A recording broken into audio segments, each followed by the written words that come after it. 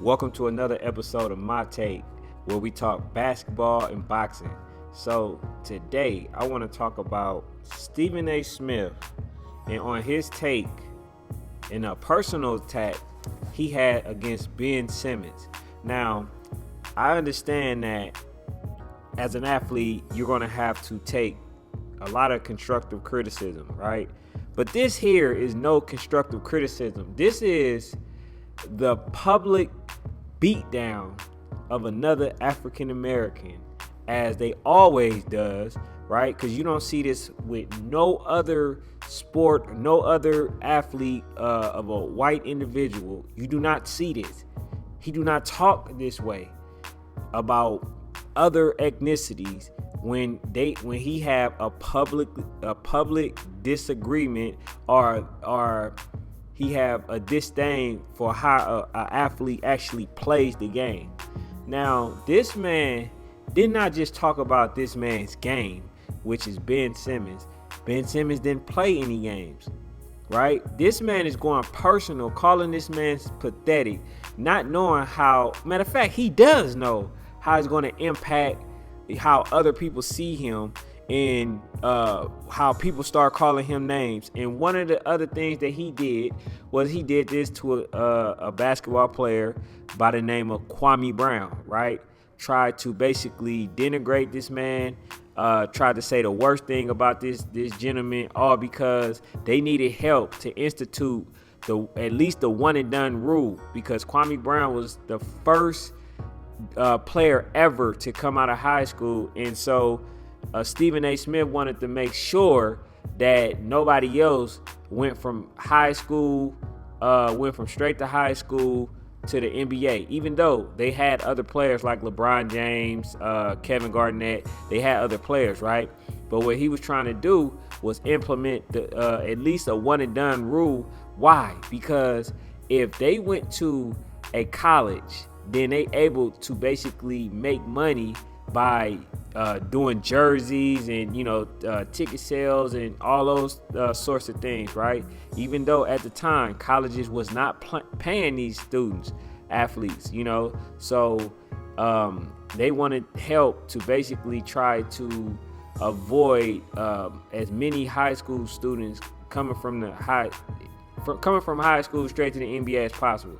So this man not only talked about Ben Simmons, right, in a despicable way, this man basically called this dude pathetic. Now, here's the problem that I have, and it's what a lot of athletes are going to have to go through. And I deal with youth players, so I have to prepare them for these type of individuals like Stephen A. Smith, who really can't hold a candle to none of these athletes, and the only thing that he can do is talk, but he ain't even really good at talking analytics. So he's not even the best at what he does. Now, I can do what Stephen A. Smith does, because right now I don't have any sheets of paper or keynotes and all this other stuff that I'm using to talk. I'm basically going off my mind, my brain, and what I feel, pertaining to this topic. So Stephen A. Smith, all he does is basically say what's on his mind and disrespect other men, particularly black men. So what is the issue that I have? Ben Simmons, I don't know if he have kids. I don't really look into athletes' personal life because I don't care. I don't at all, because it really don't matter to me who the person is. But at the same time, man, this dude has no regard for how, that the things that he say will affect players in the long run. Because now, him saying that, he do have some lost souls actually following him, and they're going to be saying the same thing. So if he's telling you that he has a bad back, if he's saying that he has mental health, would you have questioned that same thing if that individual was actually white? Would you have questioned that at all? No, you wouldn't have. And one of the things that when I watched the Kwame Brown gentleman, I watched some of his stuff, and he had a very valid point This man has a very high rate for trying to basically get people contracts downplayed. And every time he mentions somebody else, he always talking about their contracts. Who are you to tell somebody what a player deserves to make and who a player should, who a team should select, who a player should try to play for, or what a player should do within their game when you are not even able to physically throw a punch? I mean, this dude looked terrible in that video where he tried to throw punches and display some type of athleticism. Like, come on, bro. If you not even physically fit to even throw a punch, bro, who are you to sit there and try to denigrate somebody, shun somebody, dock somebody and make them look as if they are weaker than weak? I mean, I think a lot of this stuff comes from personal issues that these commentators have with athlete players, and it's starting to show. But no way that nobody should not have a problem with the way that this man talked about Ben Simmons, saying that he is the most pathetic person, within the, basketball arena. And matter of fact, man, I'll just play some of the stuff that this man was saying, man. It's very disgraceful, very distasteful, and I hope that this man's son or daughter or family, don't hear this type of information. But man, to appease, a white demographic, this man would stop at nothing. And money is not everything. Integrity means everything, but this man has none. But let's listen to some of the stuff that this man want to say, what this dude want to say, because he on display man behavior. But listen to it. Notice I said Kyrie Irving is one of the most selfish superstars we've ever seen, and obviously one of the most selfish athletes we've ever seen. I didn't say the word thieves. Why is that? As a number one, because obviously he ain't got nothing on Ben Simmons. Why is that? Because this man chose to have his own mind and don't want to go along. Nobody is worse than Ben Simmons. Ben Simmons might also be the weakest, most pathetic excuse for a professional athlete we have ever seen in not just American history, but the history of sports. I can't think of a professional athlete that has come across more pathetic than this man.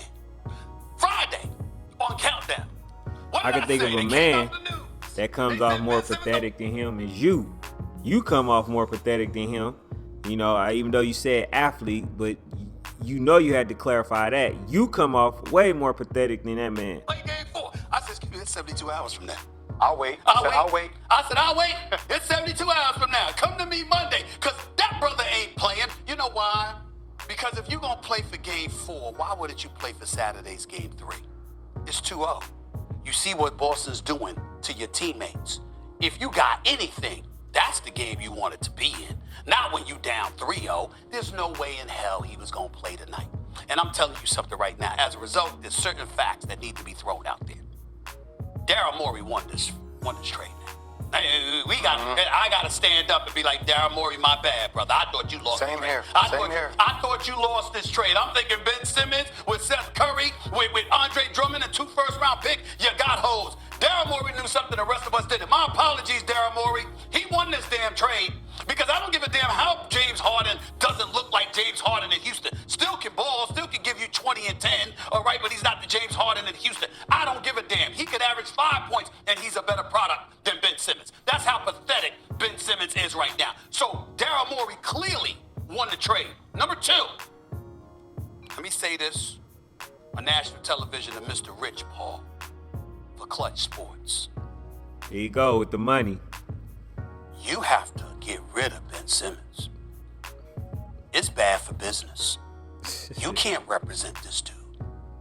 He don't want to play, but he wants. And you already know what he said. He said, I wake up every day trying to figure out how to make my bosses money and how to make me some and get me some of it.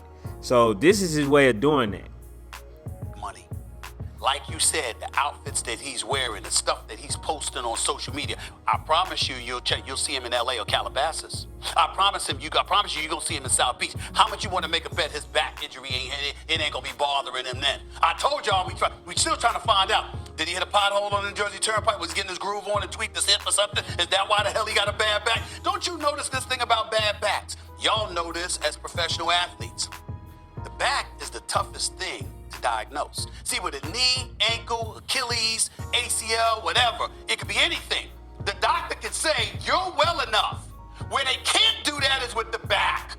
Anybody that's in sports in any capacity knows that. You can't diagnose what's going on with somebody's back but so much. You're literally at the mercy of the player. His family flying into town supposedly to watch him play. Everybody's covering for him. He's on the bench, Molly. Green one day, orange the next, got on pink shades, looking like Zoolander and all.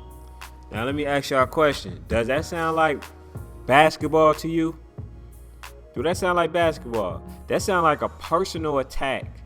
Now, this man should not be allowed to attack anybody. And just think, if that was an Asian, if that was somebody in Africa, or if that was any other ethnicity, right? Even though we are Africans. But if that was any other person that has some type of power structure, right? Who does business with the league, that man would have had apologized, and then he would have said, oh, I apologize. I mean, no ill intent. I mean, what is your intent for that particular purpose? What is your intent? Your intent. Because what if this man sat there and committed suicide? What would you say? I had no ill intent. I never knew that my words so egregious that it would make somebody commit suicide. Then you will so-called feel as if you crossed the line. Man, how about you just understand that you crossed the line on so many levels, bro, and it's not okay. I understand that you get paid to do it, right? Because a lot of white individuals don't do it no more. They pay people like Stephen A. Smith to degrade us, to talk down on us, and to say the weirdest things about us. While when things happen in the limelight, it's always a pass. This is the great guy. You know, I really don't want to cast any aspersions on him. Well, why do you do it on your own kind?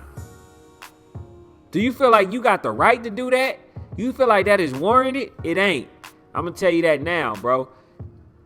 You ain't nobody to somebody. You ain't nobody, and that's just a fact of the matter.